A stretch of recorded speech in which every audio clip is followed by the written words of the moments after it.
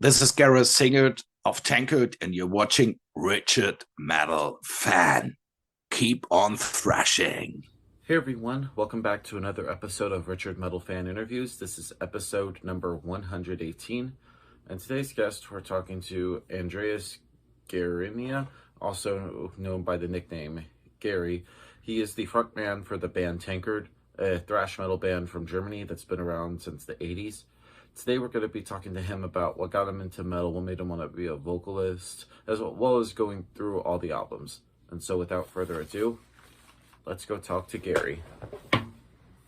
So was geht Jungs? Ich bin hier mit Gerre von Tankard. How you doing today, man? Yeah, I'm fine. And hope you're fine too. And yeah, looking forward to talking to you. It's so awesome to have you here. So kind of like the format is, I want to do like a rundown of all the Tankard albums, as well as talk about like your journey as an artist from where you started to now. But I want to dive right back into the very beginnings. What were the first bands that got you into metal? What made you want to be a vocalist? Yeah, the first contact I got with metal was when I was 11 years old in the year 78. I was listening the very first time to the live album of AC/DC, If You Want Blood. And yeah, so since these days, I'm really infected with that kind of music. And yeah, so I was really grown up with a new wave of British heavy metal. Of course, all the bigger bands like Judas Priest, Iron Maiden, Saxon, but also smaller bands like Jaguar, Raven, Tank, and all that stuff. And then later on, beginning of the 80s, 83, when the first Exodus, the first Metallica, the first Slayer, and don't forget the first Exciter album came out. So we were really blown away. And yeah, I really would say so. Our influences are the new wave of British heavy metal, of course, and yeah, all these bands of the first thrash wave. Yeah, nothing wrong. Especially like Maiden and Priest are like the gods. I mean, you can't argue Yes. about that. Yeah. And so how did Tankard form? Because I believe you all formed in 1982 or 83. So it has to be like 40 years of Tankard. Like, is it crazy that you ever think you'd be around for 40 years? Yeah, now this year it's 41 year, unbelievable. So we were formed in 82. We know all each other from school, and yeah, of course, we never thought at that time that we are still here after 41 years, still to be a part of the metal scene. That's really amazing, and makes us, of course, a little bit proud. On the other hand, of course, we are really thankful to all the fans supported us in the last 41 years, so that we are able to bring out records, to travel all around the world, to play concerts. And yeah, this is really amazing feeling, unbelievable. But last year I said the 40 years are just a half time. Yeah. Yeah, and I noticed like in the beginning it was like you and Frank. I know Frank was actually singing, and then you were playing bass, and then eventually you guys like switched roles. I was always curious, like, what was the reason for the switch? He was supposed to be the singer, and I was supposed to be the bass player, and then we both take lessons in playing bass. And Frank was 100 more times motivated than me to learn how to play the bass. And so yeah, after a while we decided to switch. And yeah, I think that was a good decision. Right. And then tell me about like the debut Tankard album, Zombie Attack. Like, what was like the thought process making the debut album? I mean, the songs on Zombie Attack were a couple of years old already, and as our former guitar player Axel, he was a really big punk fan. So I really would say there are some kind of punk influences on this very first album. And yeah, so it was really excited to be the very first time in a real studio. And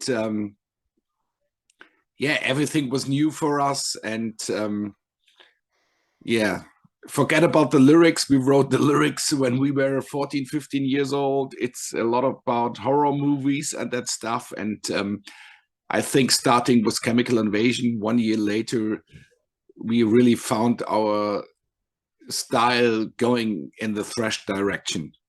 Yeah, yeah, and I still think it like Zombie Attack does have like that whole punk vibe. But also one of my favorite songs is Manic Forces. It has almost kind of like a spooky kind of vibe with like the synths a little bit. That's definitely one of my favorite Tankard songs. Yeah, I still love Maniac Forces too. And yeah, so we played now a couple of years Acid Death, and yeah, we always still play Zombie Attack and Empty Tankard. I mean, these are important parts of our live set. Yeah, and if you don't play it, there might be a riot from fans. Yeah, the fans would kill us, I think. Yeah. Yeah, but then going into the next album, Chemical Invasion, because usually with the debut album, you have like your entire life to write, and there's a lot of like hype with the first album. When it came to making Chemical Invasion, did you feel like pressure to follow up Zombie Attack?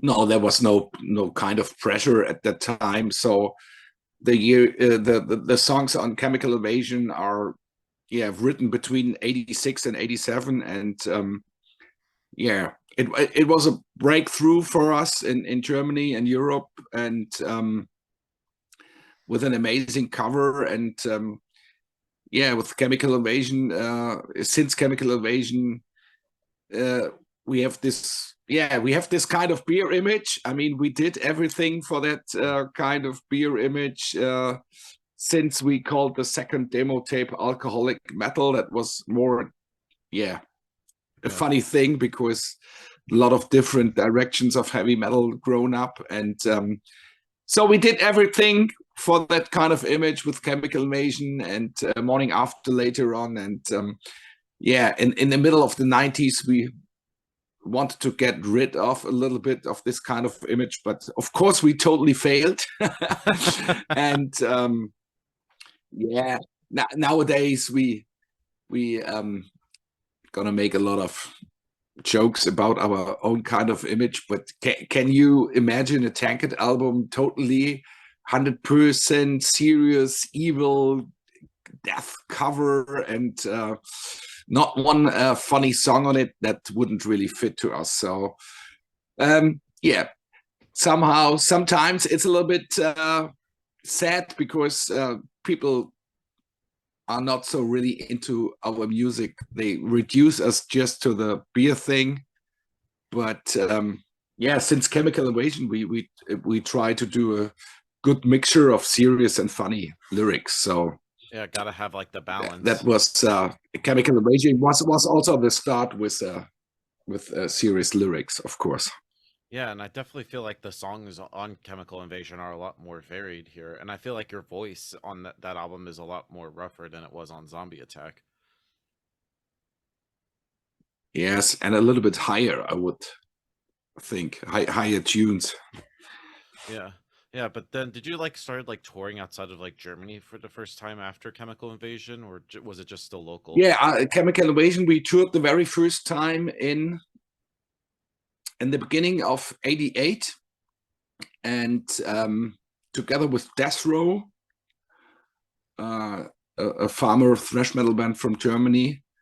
And yeah, in March we toured the very first time, and it was a really big success. Yeah. Yeah, then of course the next album, Morning After, I think it's a really good album. I feel like it combines like Zombie Attack and Chemical Invasion. It has like the best of both worlds, and I feel like the production on that album is a lot more clear than it was on the previous two. Yeah, and I think it's a little bit faster somehow than Chemical Invasion, but it's yeah, I mean, it was 1 year later in '88. I mean, unbelievable nowadays to bring out an album every year. I mean, but we were really young and hungry, and really just motivated. So we didn't have to, but Yeah, and yeah, more time, of course, and yeah. So it was a logical step after Chemical Invasion. Is the morning after, I really would say. Yeah. And then, of course, the next album, "Meaning of Life." I feel like obviously, I feel like you wanted to like take like a new approach to that album, and I feel like the music on that album is a lot more aggressive. Yeah, after morning after, we brought out this mini album Alien, and because after the morning after album we were not able to go directly on tour, just a couple of shows, and so we go on tour in spring '89 on a big European tour, and therefore we needed a release, and so there was a EP called Alien with a fantastic cover, and yeah, meaning of life. It was yeah, we did the mix in another studio, and it was the most successful Tankard album ever concerning the sales. Yeah, I mean, we had other times in the 90s. You are not able to compare it to nowadays. And with that album, we entered the official German charts on place 59, I think. And in that time, in 1990, that was a really big success. And yeah, so that the best sold album ever of Tankard. Yeah, yeah, kind of like you guys' Black Album in a way. Yeah. And then, of course, moving on to Stone Cold Sober, or I think it's a pretty good album. I know last year was the 30-year anniversary of that album. So, well, how do you feel about that album? Like now, 31 years later. Yeah, I still like this album. I just talked to the other guys, maybe to play again the album title, because the song "Stone Cold Sober" I really love, and yeah, we play this German song on it, Freibier, when we play in Germany, of course, and yeah, I still like this album too, and yeah, it's I think it was a good development concerning to the meaning of life. Yeah, and have you ever thought about like doing like a tour where you play it start to finish? Because I know this year is also like the kind of backtracking. I know it's also 35 years of the morning after. Yeah, to play just a tour, just playing songs of that album, I don't think that wouldn't work, because we all have regular jobs in the band, and yeah, really had not that much time to study all these old songs. But yeah, we always try to change the set list. Yeah, mixing old stuff and new stuff, and maybe we try to play the album title "Stone Cold Sober." The song is great. I love Broken Image, so I have to talk to the other guys. Maybe we play one or two songs of this album again. Yeah, because I know you now have like 18 albums now under your belt. That's gotta be like harder to like put like a set list together. Yeah, always a lot of discussions. Always a lot of discussions. Yeah, but one of my favorite songs from Stone Cold Sober, I also love "Ugly Beauty" and "Centerfold." I feel like it just goes perfectly with each other. Was that sort of like the thought you wanted to like sort of like go together with those two songs, go back to back? Yeah, we will see. Yeah, I have to listen a couple of more times to this album again, and then I gonna talk to the other band members if we, yeah, gonna play some stuff live again. But now we have a new album out. You have to play 2 or 3 new songs, then a big discussion which songs you kick out for the new one. And yeah, 18 albums. It's not so easy for the set list. Yeah. Have you ever thought about doing like an evening with Tankard where it's just no support act? It's like you guys just playing for like 2.5, 3 hours. I know like Dream Theater and I know Machine Head did something similar to that.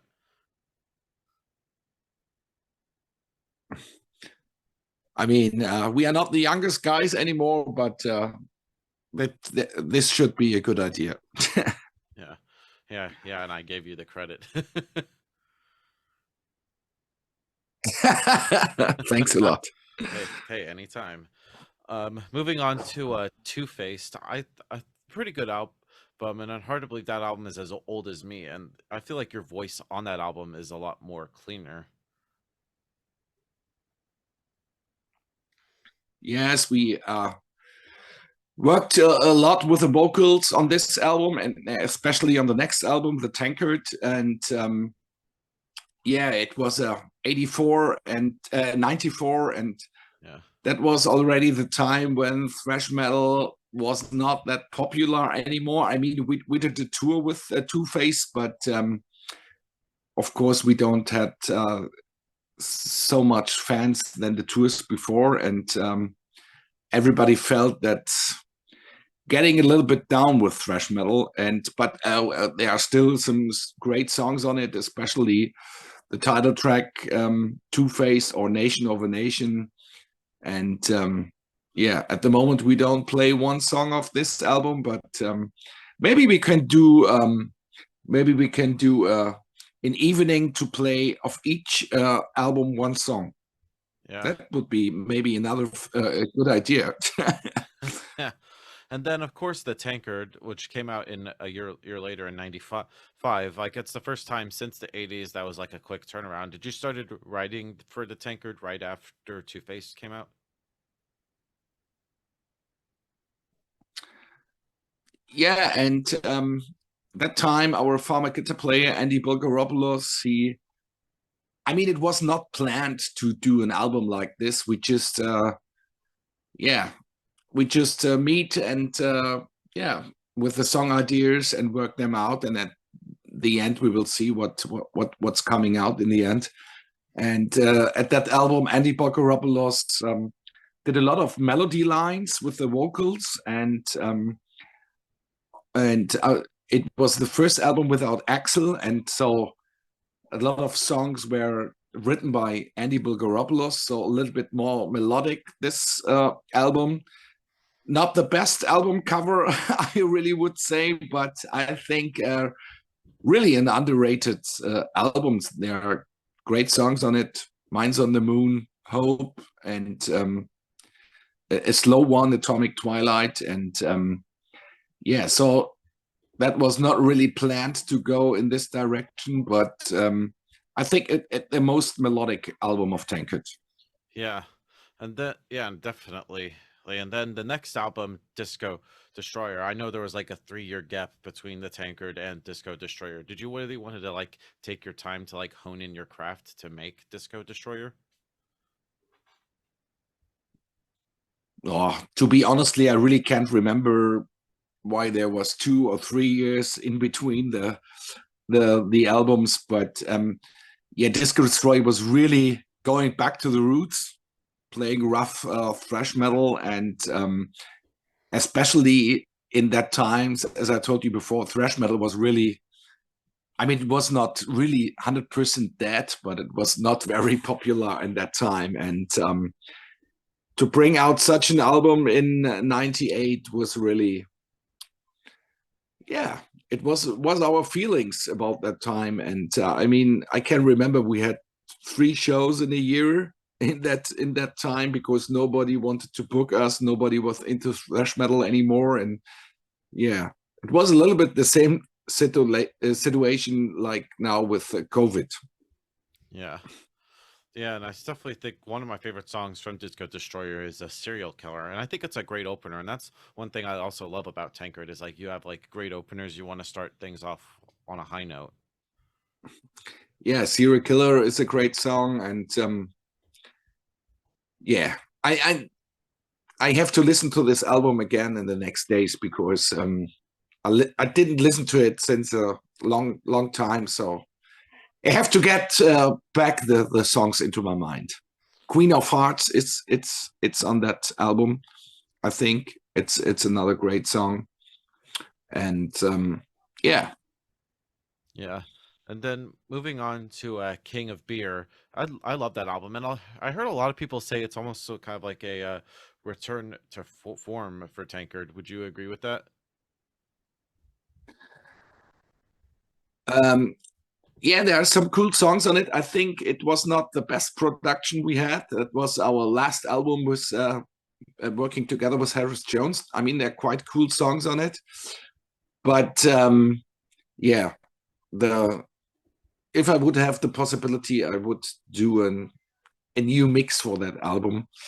But there are quite cool songs on it, and it's yeah, it's like an end of an era because that was the last album for Noise Record. No, that was not Noise Records. The last album for Senshi Media, and the last album working together with Harris Jones, and yeah, but there are quite some cool songs on it. Yeah, like Hot Dog Inferno, I think is another great song.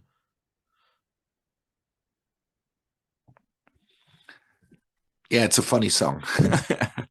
Yeah, and Flirting with Disaster and Hellbent for Jesus. There's a really sick songs on that.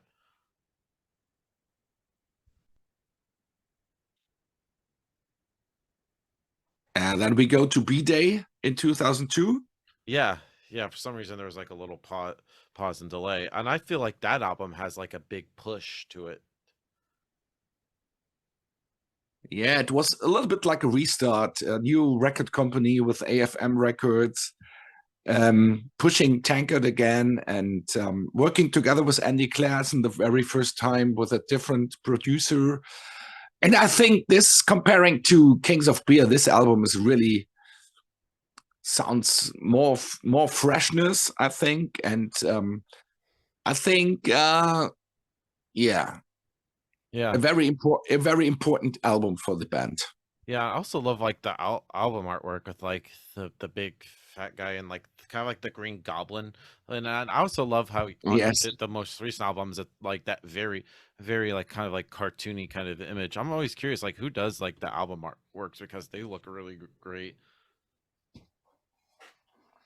Yeah, and it really fits to Tankard, the album artwork, and I, of course, Disco Destroy and Kings of Beer also had some funny covers, but yeah, B-Day much more quality, I really would say, and really fits to the Tankard, Yeah, and kind of image, you know. yeah, and then moving on to a Beast of Bourbon, then I think your voice on that album is a lot more diverse.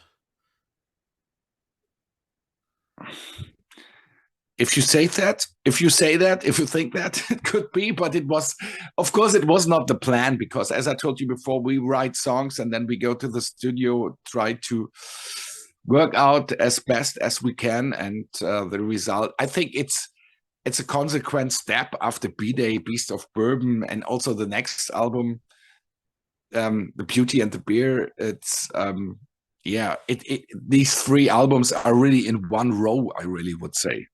So yeah, and Beauty and the Beer, I think is another great album. Would give that like a perfect 10 out of 10. I think it's like the best and like the newer kind of like Tankard albums. Yeah, and we did a very cool video clip for the song The Beauty and the Beast. That was in 2006, the first video clip after, yeah, after 9 years. The last one was in 95 for Minds on the Moon of the Tankard album. And yeah, so another video clip, very funny video clip, and yeah, Yeah. cool, very cool album. I really like it. Yeah.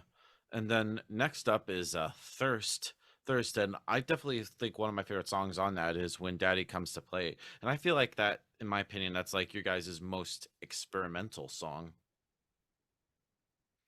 Yes, the song was written by our drummer Olaf, and um, yeah, you say it right. It's experimental. It's really outstanding, and not really a typical Tankard song. And that was the last album working together with Andy Claassen. I mean, we were always satisfied with Andy Claassen, but yeah, after um, 1, 2, 3, 4 albums, we really wanted to try to do something new, and so the Volume 14 album is working together with Michael Mainz for the first time. Yeah. And totally different sound on that album. Really, the sound more to the basics, maybe a little bit too much, but with the next album, we really find a good mixture of having a good sound for a Tankard album. Yeah, and Volume 14, I just think it's a really good song. Especially I love Time Warp. I just think it's a really up-tempo thrasher, and I especially like gives it kind of like an epic feel with the acoustic intro, and just the great riffing. It just makes it a really great opening track. Yeah, we still play this song live, and we play still live Rules for Fools. This is one of my favorite songs, and Yeah, it's very punk-like. yeah, it's and we did a very low budget but very funny video clip for Rules for Fools, and yeah, that was cool. Yeah. Yeah, then moving on to a girl called Cerveza. That was also the first album on Nuclear Blast Records. How did they find Tankard? Yeah, so the record contract with AFM Records was over, and yeah, Nuclear Blast made us a good offer, and that was another step forward for the band with a lot of promotion stuff. And the time we have been to Nuclear Blast was really another great kick for Tankard, kicking forward. And yeah, Girl Called Cerveza, the title track is amazing. It was an idea of our bass player when we played in South America, and they were just around. We were just sitting in a bus, and there were around some really nice girls, and he said, "Oh, what's their name? Ah, a girl she called Cerveza," and so the album title was born. A Girl Called Cerveza, typical kind of Tankard humor, I really would say. Yeah, yeah, and especially I also love Not One Day Dead, but Mad One Day. I think it's really enjoyable. It has a lot of great riffing Yeah, and the traditional thrash atmosphere, and has some really like fun yeah, kind of vibes that Tankard had. Makes it a pretty solid track, and especially like yeah. Son of a Fridge is easily one of the best with a lot of like the kind of like injected melodies. And almost look have like slight power metal influences mixed together, which makes it Yeah, true thrash our madness. yeah, our guitar player Andy Gutjahr, he is also a big fan of traditional metal music, and so yeah, you can hear that kind of influences in a couple of songs, of course. Yeah. And yeah, so Girl Called Cerveza was another very important album. We did a very cool video clip of that. That's the most seen video clip we have ever did. Of course, maybe because of the girl. Yeah. And yeah, great song. We still play that song live, of Yeah. course. And then moving on to RIB. But yeah, I like that album. And of course I know that that stands for Rest in Beer. Beer. I think it's a pretty good song. Yeah, it's a great song. We still play it live, and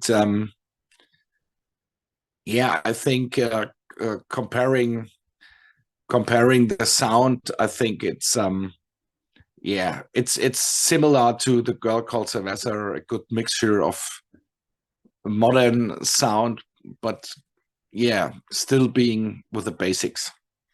Yeah. And then One Foot in the Grave. I think it's a pretty good song. Good album. And I also love kind of like Paid to Pray. It's very kind of like almost kind of like atmospheric.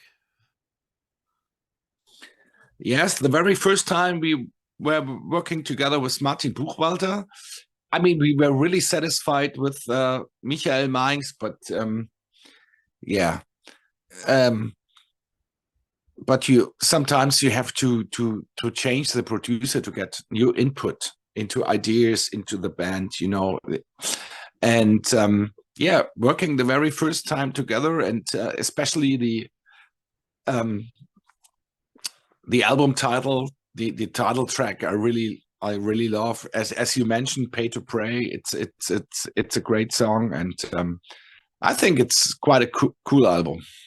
Yeah, yeah, and I feel like it really makes it stand out in like in your discography, and even like the lone beer song, which is Secret Order 1516. It's very ambitious, epic, rather than sort of like the party vibe that you guys are known for. Yeah, yeah, that's right. A lot of work with that song, and with also this with classic instruments, and yeah, I can't remember, but it's also 5.5 years ago. Yeah, and another one of my highlights from that And album. Yeah, you were saying. it's okay. All right. What's your highlight? Yeah, was that one of my favorite songs is a Syria Nightmare, and I know the lyrically it's written in the perspective of a Syrian boy. Boy, did you ever try to like put yourself in like a mind frame when it comes to like writing the lyrics? Um, to be honestly, I really can't.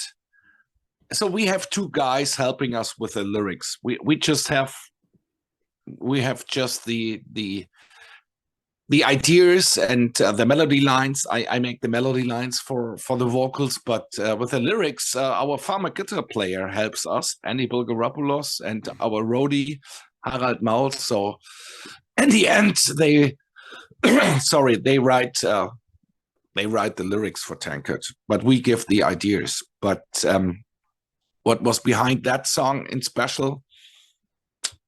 Oh man, I'm too old to remember. The title of the song was? It was Syria Nightmare. Which title was it? It was Syrian Nightmare. Yeah. Yeah, of course. This is very aggressive vocals, and the idea behind that was, I mean, we still have a war in Syria, but nobody talks about it anymore, and so many different countries involved. So this was the idea to, yeah, to put a very critical view on it. Yeah. And nobody talks about this war anymore. Now we have since 1 year another war in Europe, and this is horrible. But yeah, this war was or is still horrible, and yeah, so that was the more serious side of Tankard, of course. Yeah, and then your latest album, Pavlov's Dogs. Bleh, it's like a tongue twister in itself in the title. Oh, I think it's great. Yeah. Right, dude. I guessing that, like with this, I feel like now with 4 decades in, and do you always like to try to take like a different kind of like approach with every album that you make? So yeah, we worked again with Martin Buchwalter. I think, yeah, we took 5 years now between the last one and the new one. This album was supposed to be released in 2020, but in the end of 2019, we didn't have enough songs together, and so we postponed the album. Then COVID came. We did a totally break for a couple of months, and then in 2021 we started again with the songwriting. And yeah, a lot of work with the vocals, and but still thrashy and very heavy songs on it. And yeah, so I'm still very satisfied with the album, also after a couple of months of the release. And it's the very first album for Reaper Entertainment, so we left Nuclear Blast. The reason for that is Nuclear Blast, they sold 90% of the company, and everybody we worked together with at Nuclear Blast left the company. And Florian Mills, the owner of Reaper Entertainment, he was our farmer promoter, and so he's a good friend of us. And so we kindly asked Nuclear Blast to let us out of the contract, and they said yes, no problem. And so we signed with Reaper, and yeah, amazing support. Place 8 in German charts, the best position we ever had. Yeah. Can't compare the sales with the 80s and 90s, of course. Yeah. And yeah, so we are still satisfied with the album. And I think that we did a cool video clip with Lockdown Forever. At the moment, we play Lockdown Forever live, and Exfluencer, and the next time we try Barbarians. But my favorite song on the album is the last one. It's On the Day I Die. Yeah. Yeah, it's great. And kind of also switching topics, like I know like Tankard is part of like the Teutonic thrash scene with like Creator, Destruction, and Sodom. How do you feel about being like in the big four of that? Because I know in America we have the big four with like Metallica, Megadeth, Slayer, and Anthrax. How does it feel to like have like the German big four being yeah, I mean, of course, that's amazing that we are a part of this kind of club. So I think in the 90s and beginning of 2000, they just talk about the big three without Tankard, but I don't know exactly who came up with the idea of the big Teutonic four. And a lot of people ask me, yeah, it's time to make a tour together with these four bands. So yeah. It's not up to us. So if there would be a possibility, Tankard, of course, would love to join it. And yeah, of course, Creator is the biggest band of that four, and much more bigger than all the others. But if there would be a possibility, that would be cool to do it. And yeah, but it's cool to be a part of the big German four. That's a very good feeling.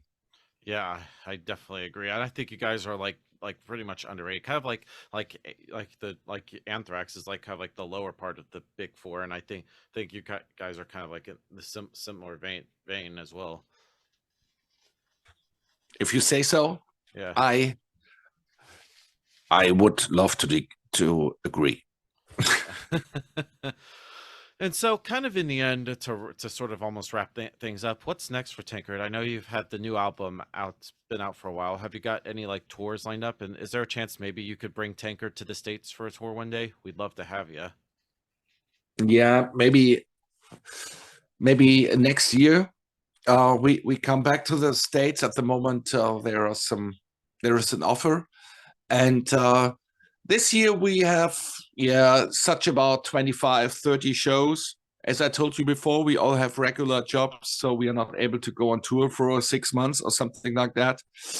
And playing another lot of festivals, going to Greece again. And so there are so many countries we have never been to.